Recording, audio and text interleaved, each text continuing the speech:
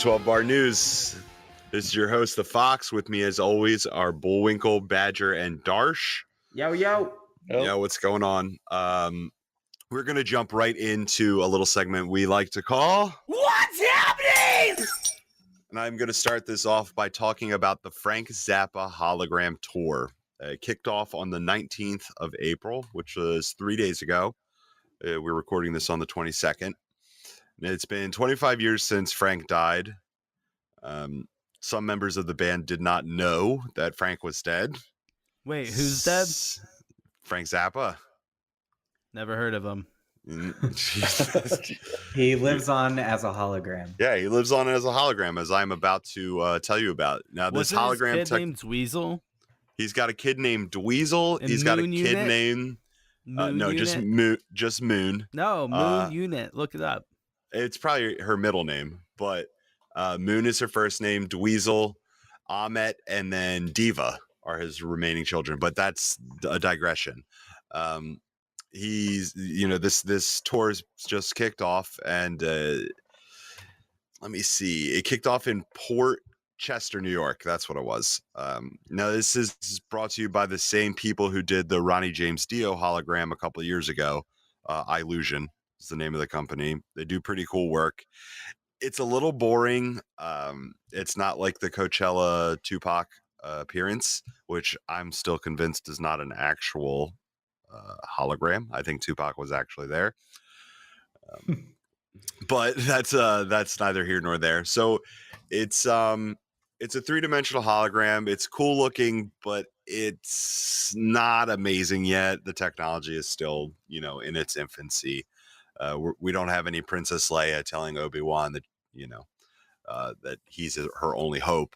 But you do get to watch Frank, quote unquote, perform with a backing band made up of some really good musicians. Let me see if I can find their names. I had it a second ago. But in the meanwhile, I'll run down the set list. Cosmic Debris, Montana, More Trouble Every Day, Village of the Sun, Alien Orifice, which to Badger I think is an interesting name.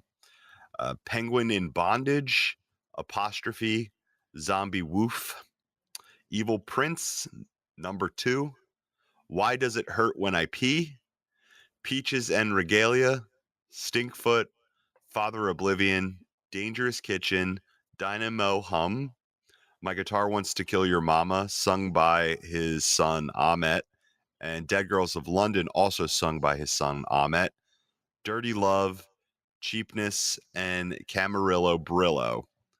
It's varied. Frank had a huge backlog of music, so it's a very varied set list. Very varied. Very interesting take. But his touring band is great, or its touring band is amazing. Ray White and Mike Kennelly on guitar, bassist Scott Thunes, multi-instrumentalist Robert Martin, percussionist Ed Mann, and drummer Joe Travers, who's a very, very good drummer. It's a 2-hour show. It's on tour. I think it's on tour all summer. I'm not 100% positive on that, but you should look into it. If it's coming to a town near you, might be interesting to see. Lots of psychedelic stage stuff. Large projectors, band plays, like I said, for 2 hours. It's pretty interesting stuff. And that's all I have on the Frank Zappa tour. We're going to move into Badger's What's Happening. Yeah. So. Yeah. I have Woodstock 50. So if you guys don't know, it's this big congregation of sweaty people up in upstate New York. And they're apparently having trouble getting a permit because the state says they're just too sweaty. And there's cancellation rumors going on. And the people who are putting it on are saying that it's just rumors, but, don't trust the man. Never trust the man. The Black Keys already jumped bail and called Fiery, and they quit. So we'll have to see how many other bands are gonna join. And other than that, just Operation Doomsday is celebrating its 20th birthday. The famous MF Doom album, which is a great album. If you haven't heard it, check it out. Yeah, definitely. That's it for the badge. And I believe that Darsh, you have a what's happening. I do. So released on April 17th was the recording of Beyonce's live album from Coachella 2018, Homecoming, and that was released on Netflix. And my wife put it on, and she, we put it on just because it popped up in our feed, but ended up being pretty amazing. So the stage, there was easily 100 people on that stage, and she had like a full marching band that was like the backing music to a lot of her songs, and like you can tell that they had rehearsed this for a very long time because they had choreography for every single song, and they did 26 songs. So it was Jesus Christ. It went on for 2 hours and up, and they kept cutting to like these clips of them prepping for the performance, and the like level of dedication that went into this one performance is absolutely astounding. And she was joined on stage by Jay-Z and old members of Destiny's Child, and there is this other thing. So I have no idea whether this was a lighting effect or a camera filter effect, but so you start watching it and everyone's in yellow uniforms. But then they'll cut to a different shot and they'll be in pink, and that keeps happening over and over again throughout the performance. And if anyone in the audience knows how this is happening, because it was messing with my brain a lot, and I haven't found out the reason for it, but if anybody knows, just I'm send getting us the a message in from a fan called Giorgio, and he says it was aliens. So I don't know. Might have been Fact America's check that. fan. Those aliens are also responsible for the Frank Zappa hologram. Yep. He But also yeah, mentioned that. I would like to take this opportunity to formally invite Beyonce onto the show, and we'll do an interview. Yeah, Queen Bee, let us know what's good. Yep. So you heard it here first. Formal invitation to Beyonce. Yep, but she has to wait till after Herbie Hancock. Yeah, Herbie does come first. Sorry, Queen. I think we can boot Herbie for Beyonce, And or we'll have a meeting about it. Yeah, we'll talk about it. Yeah. So we are going to move right along from the what's happening section to a little section we call Grinds My Gears.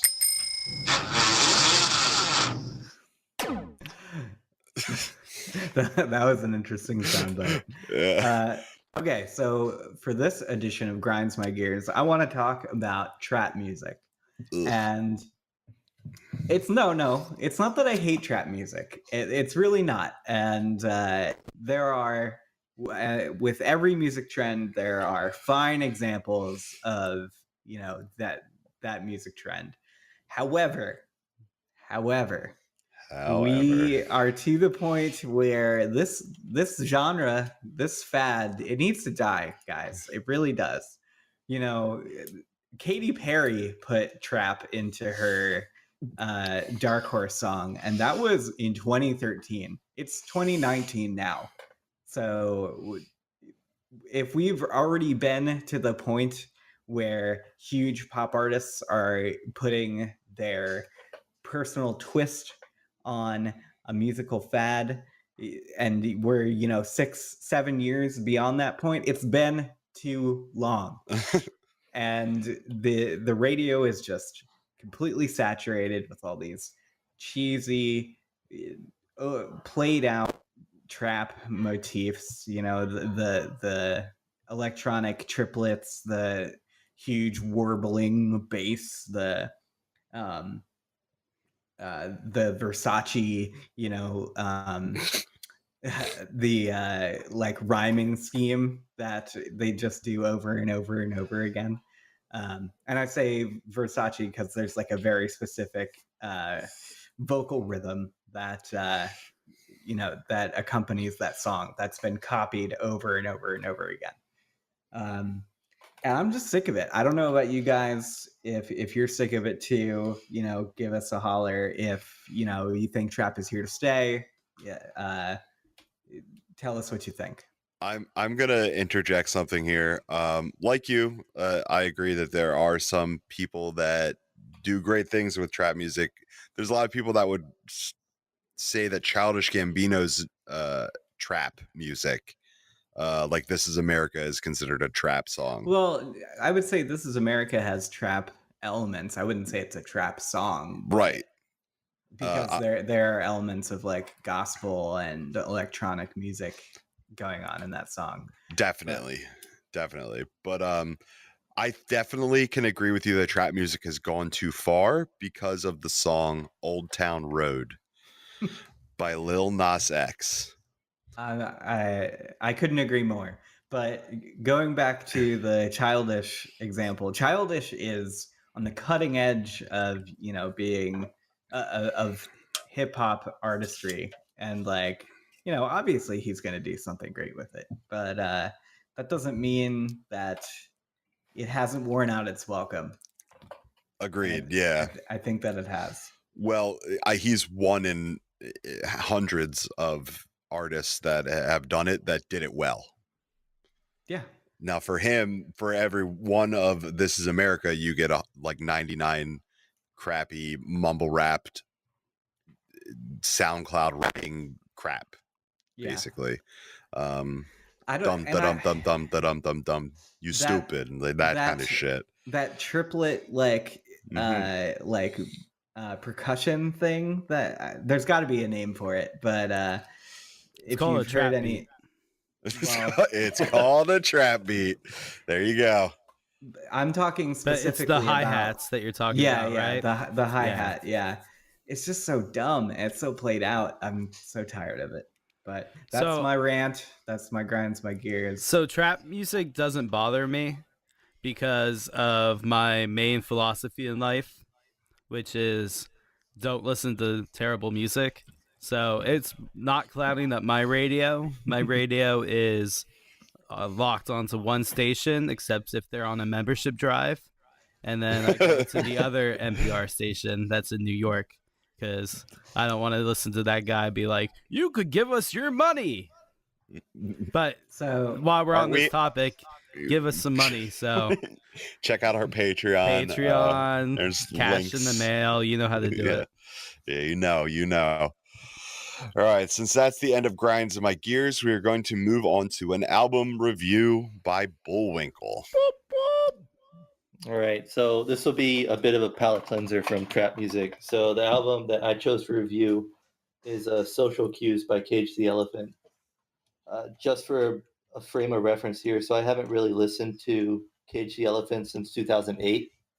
So I'm really familiar with the self-titled debut album, and any comparison I make for what I'm about to say for Social Cues is in relation to that album. Overall, I think it was pretty good. It was definitely not what I was expecting when I saw it come across my Amazon Music. I was expecting more of that like blues rock, punk grunge style, and this is nothing like that. It's kind of like the band discovered a computer and figured out how to incorporate that into their music. Okay.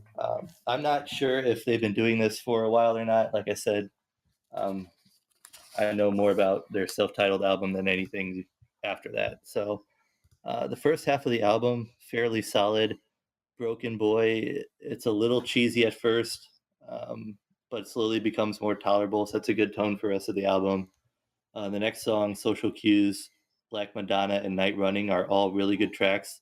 And Beck actually collaborated with Cage the Elephant on Night Running. It's got kind of a reggae type feel to it. It's actually really good. It's my favorite song on the album. Interesting. The first half rounds out with Skin and Bones and Ready to Let Go, both solid tracks as well. Melodies are very catchy. The second half is where it doesn't drive off a cliff, but it gets pretty close. There's a song on there called "Love's the Only Way," and it is so cheesy. You can't even get through the song. It's stripped down, almost acoustic, and it's just, I know what they're trying to do. It just comes off really cheesy, and you can't get through it. I feel like they always do that. They maybe I don't like I said. I'm telling you, we saw them. Yeah. What was it? The Pop Music Festival a bunch of years ago, and their performance they were really tight. Like all the songs sounded real well. Like they did a real good job, but there was something like fake about it. Yeah. They killed my buzz for sure. But, I was totally blown for the shins then. It was probably, they just didn't fit into that show. But the other thing that I wanted to mention is I haven't heard this new album, but they had a single that was on the radio a couple of summers ago. I think it was called Trouble. Oh my God, I could not stand that song. So for Cage the Elephant to gain my trust back, like you said, their debut album was pretty solid. This album would have to be pretty fantastic. Would you say that they've accomplished that? No. Okay. It was actually disappointing because I really liked their first album, and I was expecting more of that. I mean, it's not like this album is bad. Overall, I gave it a B, but it's not. If you're disappointed by what they did to you 2 years ago, Darsh, they're not going to earn your trust back with this one. I mean, I'm not going to say that it's totally their fault. Radio stations have a tendency to overplay songs, but like it was so pandery. It was so fake. I was nauseated with it by the end of it. Yeah, I mean, some of the songs really solid, really good, and others are just horrible and cheesy, and they try too hard. Yeah. So, I mean, I would recommend listening to it. And if you like it, great. If you don't, then you only wasted about an hour of your life. So true. And we should also say that just because we don't like an album or we do like an album doesn't mean listeners can't enjoy it or tell us what they think. If you have strong feelings about this album, let us know why. Yeah, that's the beauty of music. It's all subjective. So yeah. Hell yeah. Awesome review. I'm gonna have to actually listen to it because I did listen to Cage the Elephant's first album. I thought it was fresh for the time. They were just like raw rock, and I was like, oh, yeah. Okay, good. We needed something like this, and but then I saw them live, and I was completely turned off, which sucks. They're kind of like every other radio rock bands, like 21 Pilots, and in reality, yes, they very much are. Imagine Dragons, and I don't think anybody's quite. They are not as bad as Imagine Dragons. It's always interesting that people lump 21 Pilots with Imagine Dragons. I know that 21 Pilots is not the best band in the world. They're kind of obnoxious, but like comparing them to Imagine Dragons is just mean. It's just mean. Yep. Like, come on. I agree. I always have that blurry face thing stuck in my head ever since I heard some people do like a kind of like an acoustic version of it on NPR.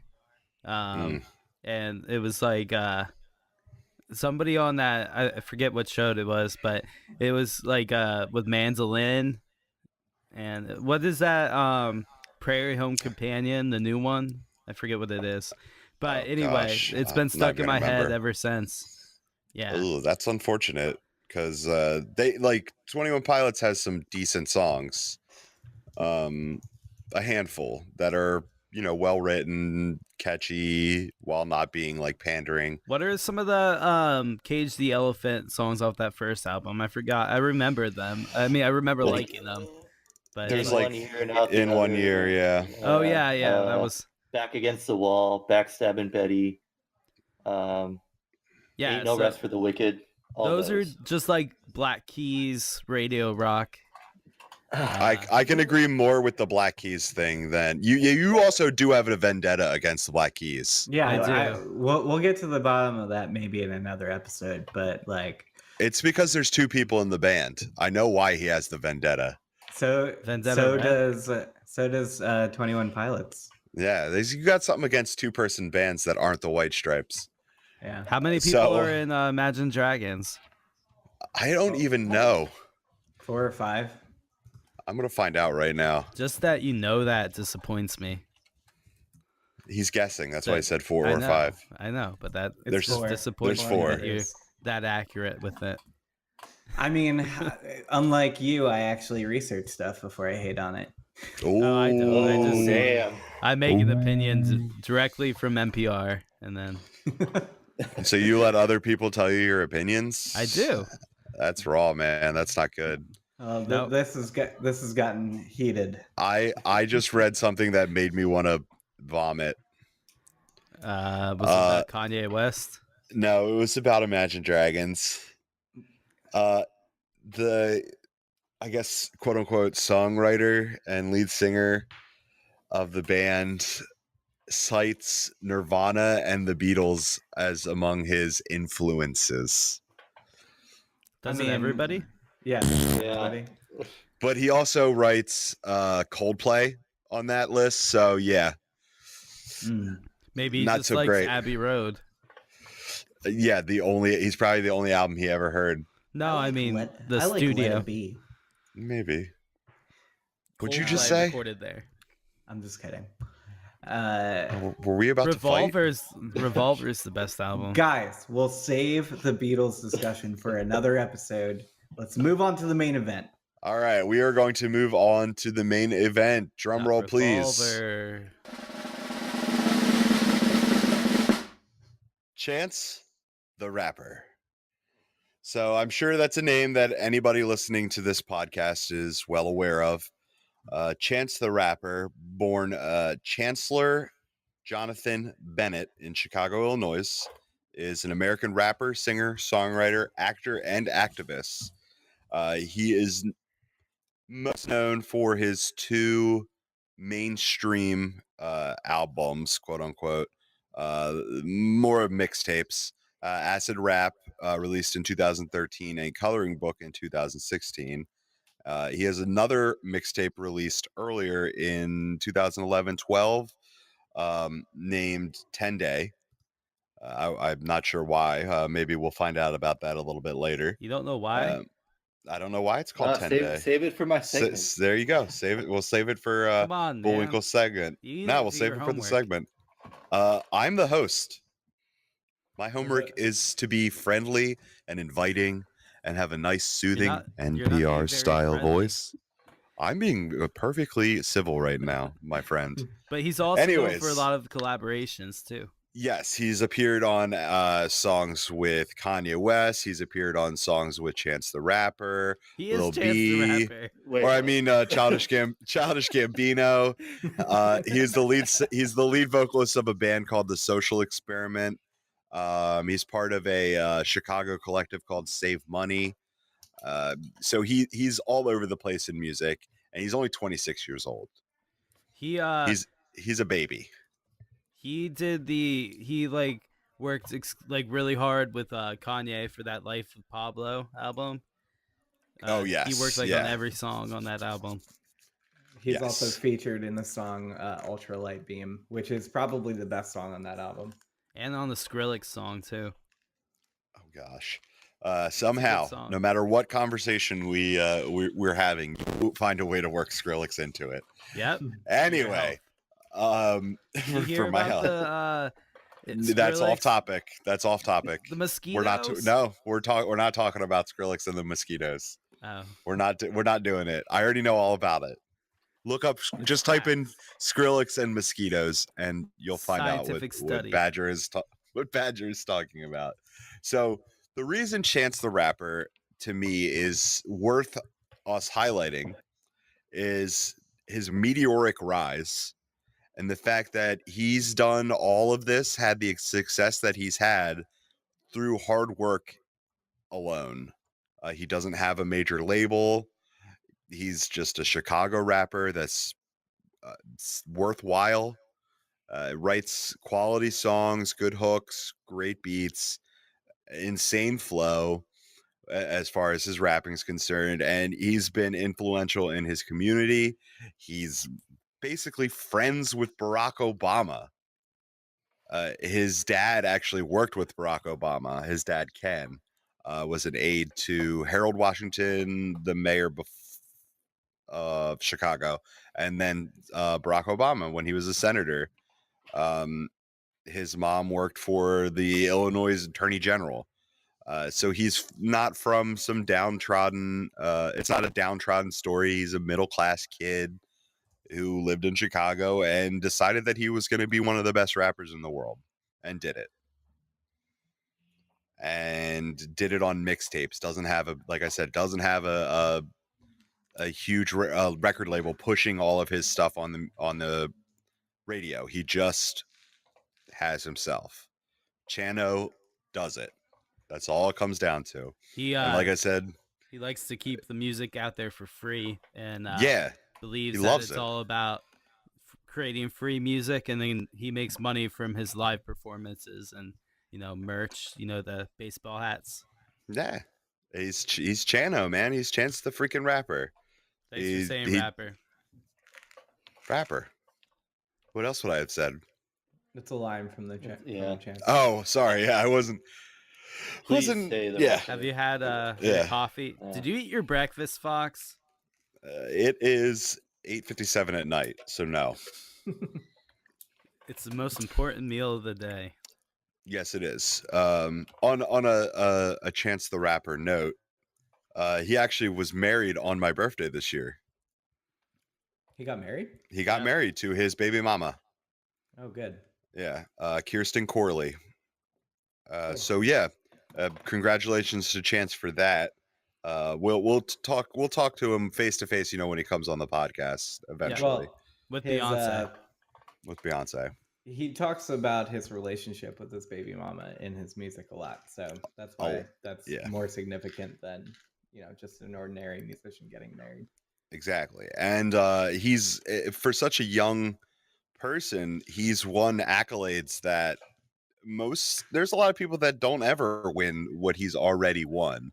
He has 3 Grammy Awards, one for Best New Artist, one for Best Rap Performance on the song No Problem with Lil Wayne and 2 Chainz, and Best Rap Album for Coloring Book, which we will be, talking about in a minute. But how many streamies does he have?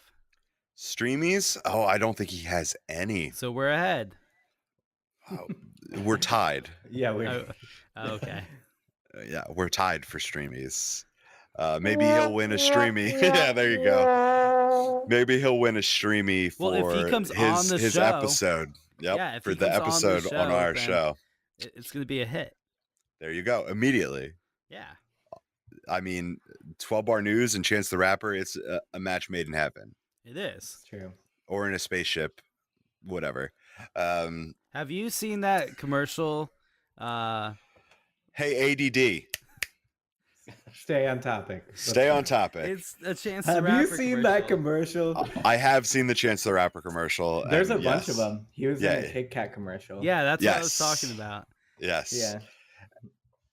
Yeah. Sorry for the digression. We're going to move I'm into not talking sorry. about Chance's first mixtape, which was released. Do we have a year on that? I think 20 2011. Yeah, 2012. 2012. 2012. 2012, The year the and world exploded. it's called 10 Day. Well, no, all that I thought of about 2012 to allow my own digressions, but to stop yours, was it was the end of the world as we know it. Yeah. REM. So we are going to segue into Bullwinkle, leading us with 10 Day. Yep. So 10 Day was Chance the Rapper's first mixtape, recorded during a 10-day suspension from high school for marijuana possession. For all of those who are wondering out there.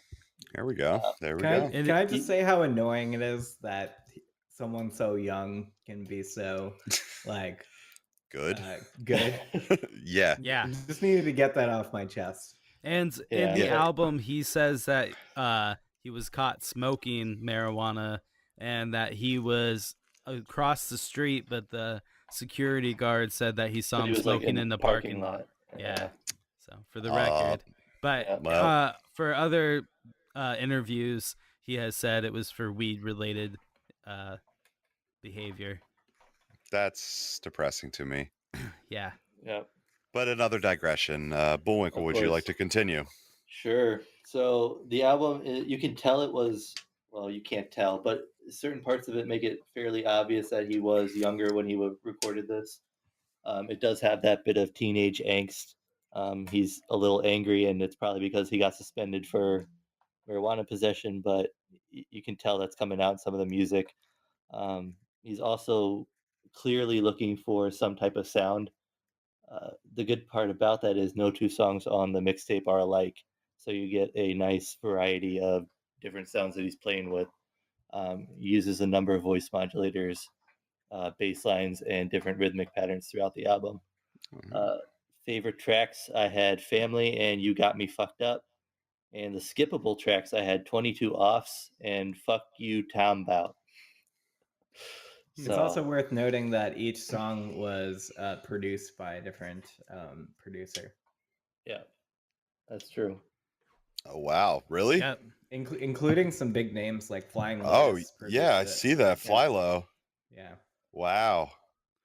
But a lot of That's people that he crazy. met in Chicago. Well, I know that he often collabs with Vic Mensa, both Chicago natives or whatever. So that's I mean that's always fun. Anybody else have any interesting. thoughts? Yeah. It's interesting how the Chicago rappers have this sort of like they all collaborate with one another. Kanye West, Vic Mensa, Chance the Rapper. I feel like there's this very collective, like there's a lot of shared experience there, and a lot of rappers relate to each other because of that experience.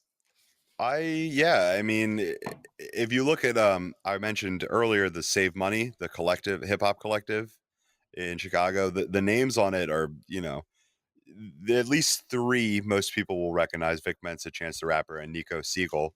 But there's also Tokyo, Joey Perp, Cammy. So these are, not quite as recognized as Chance, but very good rappers in their own right. But you're right. Yeah, it's something about Chicago. They have this bond. Yeah, it's almost like its own scene. Another thing about 10 Day, and I think you guys will agree, is that it's a really solid, rap album, especially not even like taking how young he is into account. It's just like, it's very good. Yeah.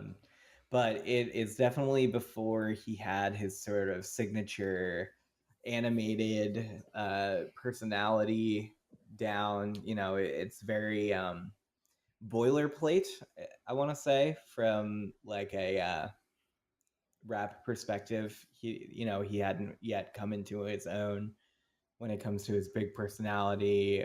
He certainly had his characteristic voice, but hadn't yet found his niche yet. But I would have to say that you can hear hints of what will become acid rap in Agreed. a lot of, especially about midway through 10 Day.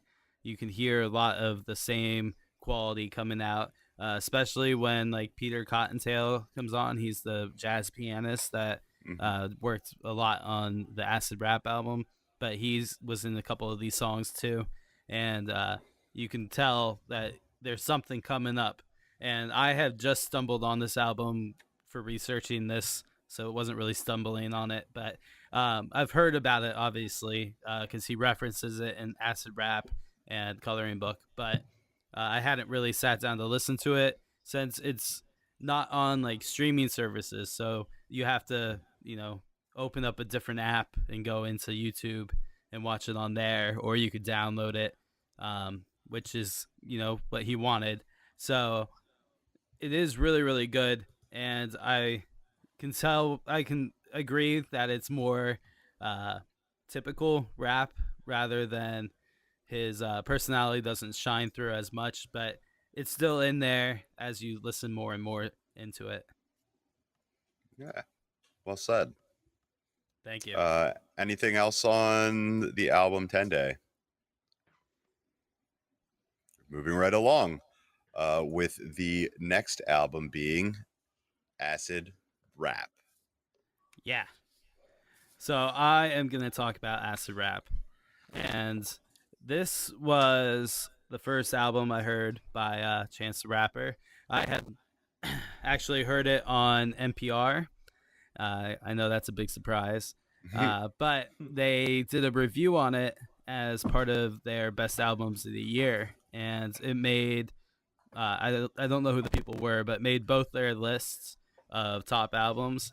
And just the songs that were being played were so meaningful, and so like just the songs that were being played were so meaningful, and so like timely, and just really cool tunes on top of it. So I had to check it out. It's just a great album, and it is really well produced. It's called acid rap, so it does talk about going out and tripping acid in the rain, but it's not the driving force necessarily of the album.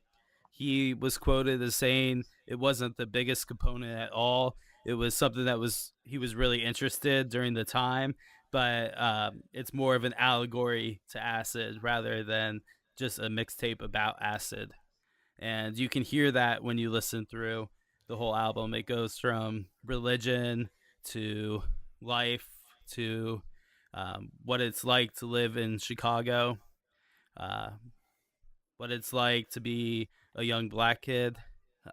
It's just a very poignant album, and it was released as a mixtape, like we were talking about before, because he just likes the idea of creating the free music. And just this album, even though it was free, it wasn't a released album. It was critically acclaimed at the time, not just by NPR, but other people put it high up on their list. And some of my favorite songs are Cocoa Butter Kisses, which featured Vic Mensa and Twista. And Both Chicago. Yep. Juice.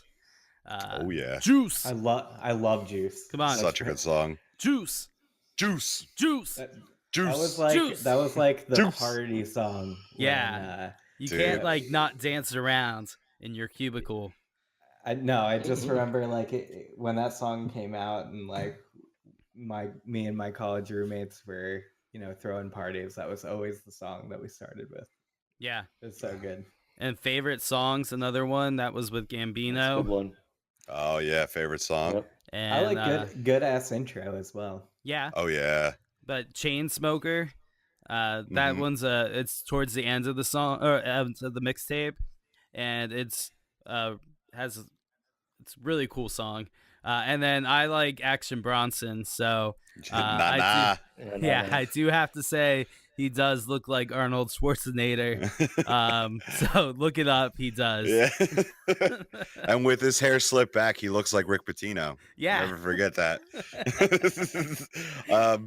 And as for skippable songs, there were none. I mean, I listened There to the aren't whole any. album just through all the time. It's an album I fall back to. If I'm like, I don't know what I want to listen to right now, I'll put on acid rap. Immediately. It's just like, all right, it's one of my saved things on YouTube. It's got its own playlist where every single song is in this one rap playlist on Spotify. And I mean, something about Chance, it goes back to that Chicago rapper thing. It's not only just rappers, like he brings in who is it? I guess Childish Gambino, Absol, and Action Bronson are and Ludwig Göransson are the only people involved in this album that aren't from Chicago. Yeah. I also really love the song "Lost," featuring No Name. No Gypsy. Name. Oh my who's God. also from Chicago. Chicago. Of course. And we talked about the role that drug use played in the making of this album, and this particular song you can definitely hear. Like the song is kind of like it sets up a story about the Chance and this girl who's voiced by No Name Gypsy, and how they engage in like the sexual encounter, and they're on drugs, either whether it be cocaine or acid, and it's just like a really trippy kind of romantic song. And it's a really cool, the beat is really cool, the verses are really mellow and like smoothly delivered. Another drug type moment, and this might not be very obvious, is in the middle of Push a Man, there's like this 10 seconds of silence, and Chance the Rapper said that he left that silence in because if you're on acid and you're listening to that song, it adds like all this tension and drama. And he definitely left that in intentionally, hoping that people would experience that, on their own. I mean, yeah, the song is called Pusher Man, so you know it's about drugs, Right. because the Pusher Man is your dealer. But I actually hadn't heard that about that particular song, but it makes sense that he would do that. Have you ever listened to this album while on acid? I don't do drugs. Darsh? So I haven't, but so Push a Man is kind of the first song on the same track, and then the silence happens, and then it goes into this paranoia. Yep. And it's kind of got this like Good Kid, Mad City like vibe to it. It's very trippy. It's very cool. I like it. And I'm gonna read like a quick quote directly from Chance about the use of LSD on this mixtape. So he says there was a lot of acid involved in acid rap. I mean, it wasn't too much. He says it's about 30 to 40% acid, more so 30. Um, he says it's not the biggest component at all. It was just something that that he was really interested in for a long time while making this tape. So it's not necessarily a huge factor. It's just a booster, a bit of fuel. And then he says it's an allegory. Sorry, allergy. An allegory. Yeah, an allegory to acid, more so than just a tape about acid. Did I already quote that? No, No. maybe Not a direct quote. not a direct I quote. paraphrased it. Maybe. Did you But- not align our notes? I did not. Anyways, if you look, because the sounds on the album, Chance does it again. No song sounds like another song. He did it again. That's what he does. And he includes some people on this album. The inclusion of Action Bronson is always going to make an album better, because fuck, that's going to be tasty, and then he gets a composer, a producer like Ludwig Göransson, who a lot of you may not know, but you've definitely listened to his music. He is the producer for Childish Gambino. They've done 3 albums together now. He did the film score for Black Panther. He's just done so much that, and people never they never know it's him. But he's fantastic, and the fact that Chance, before he was famous, got somebody like Ludwig to produce it's the same thing with the fact that he had Flylo on his first freaking mixtape. I didn't know that. That's nuts. Some no-name kid, Chance the Rapper, out of Chicago, gets these huge producers on his mixtapes. It's amazing. And with that, we are going to move into what I think is probably Chance's most complete album. It actually feels like more like an album and less like a mixtape, and that is Coloring Book. So Darsh, why don't you take us off? Yeah, so like you were saying, coloring book definitely has more of a production shine to it. It's definitely more cohesive. I definitely wouldn't say that makes it a better album because there are some very odd production choices Agreed. on this album, which I'll get into in a second. But I do want to say that some of his best songwriting is on this album, and that I think I really hope he continues that trend. That he is moving into more of a singer songwriter. Obviously, keep that crazy Chance the Rapper energy, but the level of the songwriting it has definitely bumped up on the good songs on this album. So the first song I want to talk about is All We Got featuring Kanye West and the Chicago Children's Choir.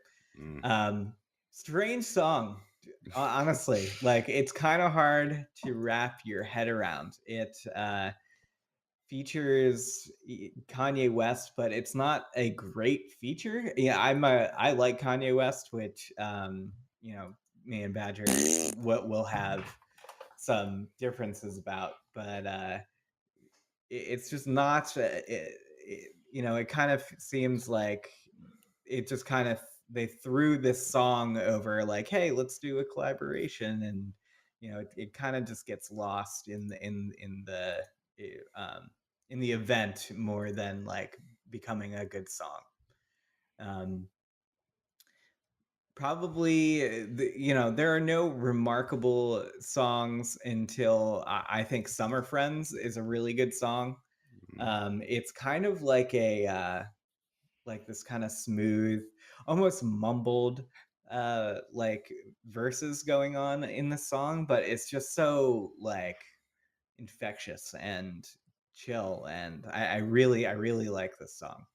Um, Probably my favorite song on the record is a song called "Same Drugs," and probably the best written song he's on this album, arguably.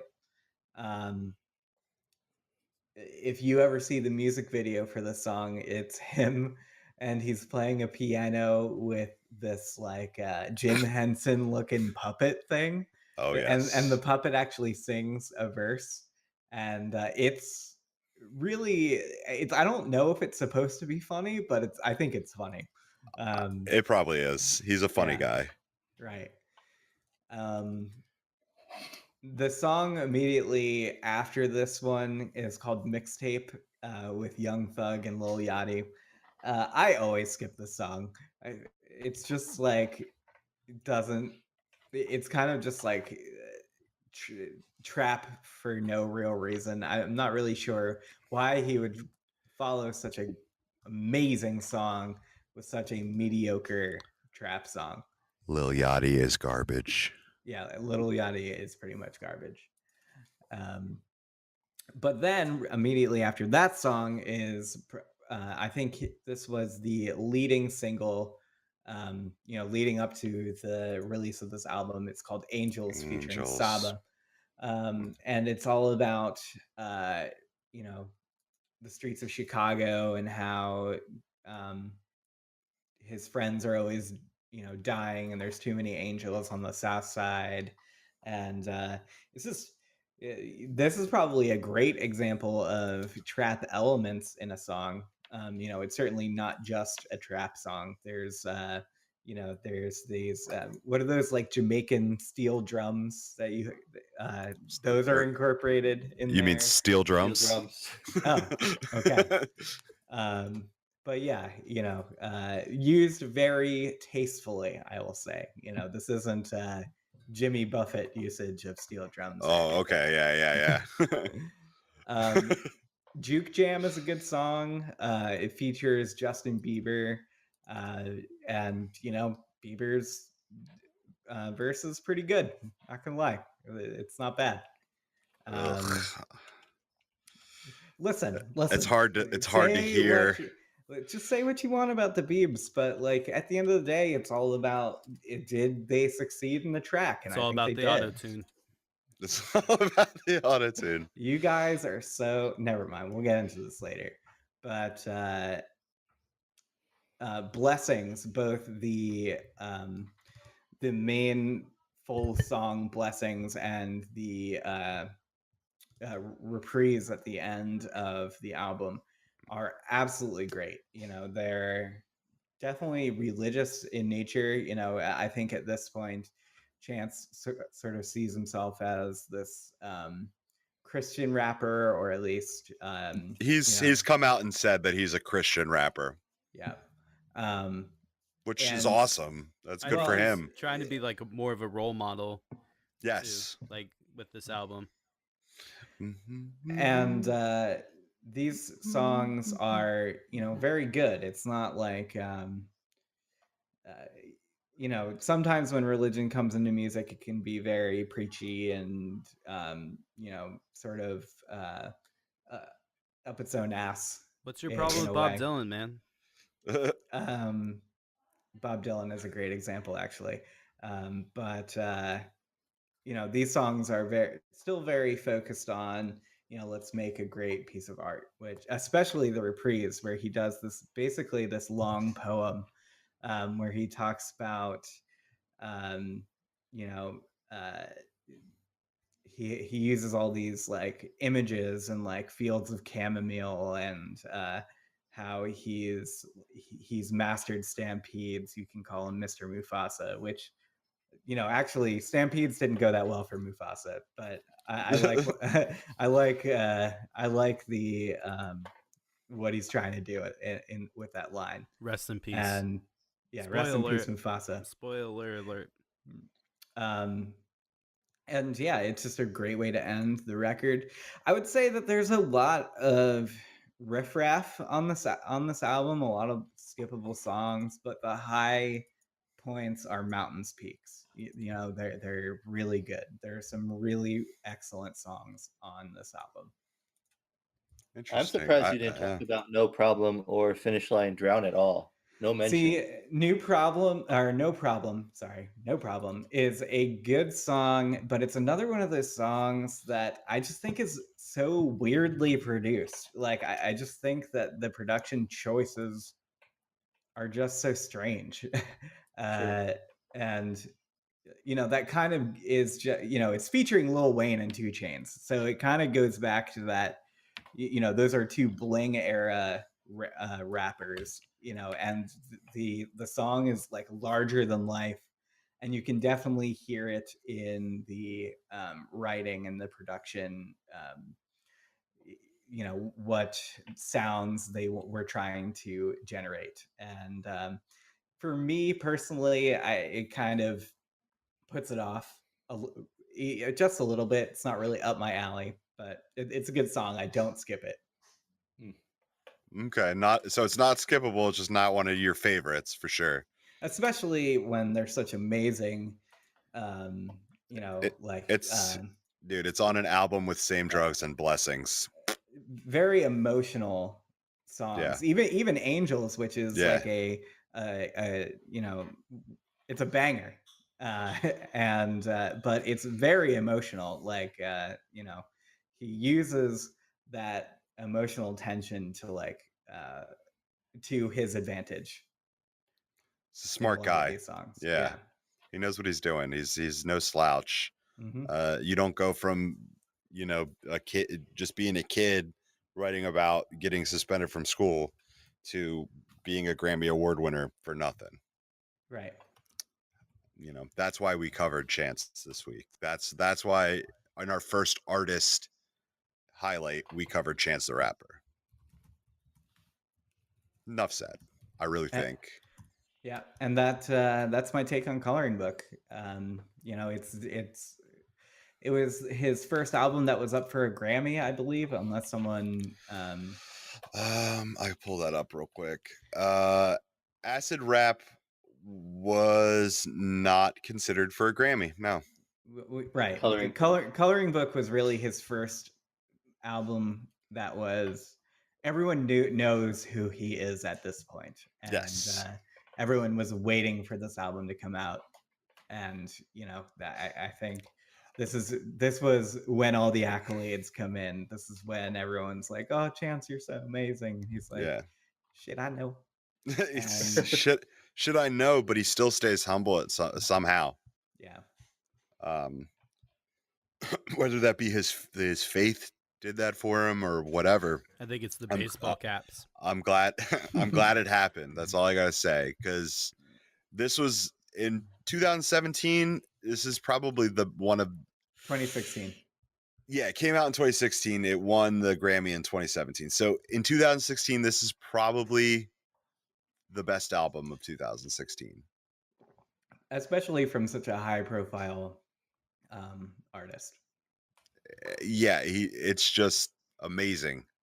Um, then, like you said, it has some points where it's a little bit lower, but its peaks, its highs are definitely mountains peaks, as you said.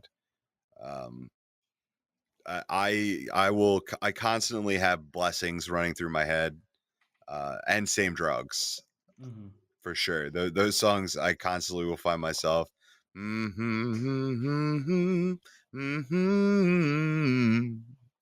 So it just like brings me back to being a kid and being forced to go to church. I It hear really that. does. Like it's so like gospel oriented, and uh my mom had a friend who died a bunch of years back.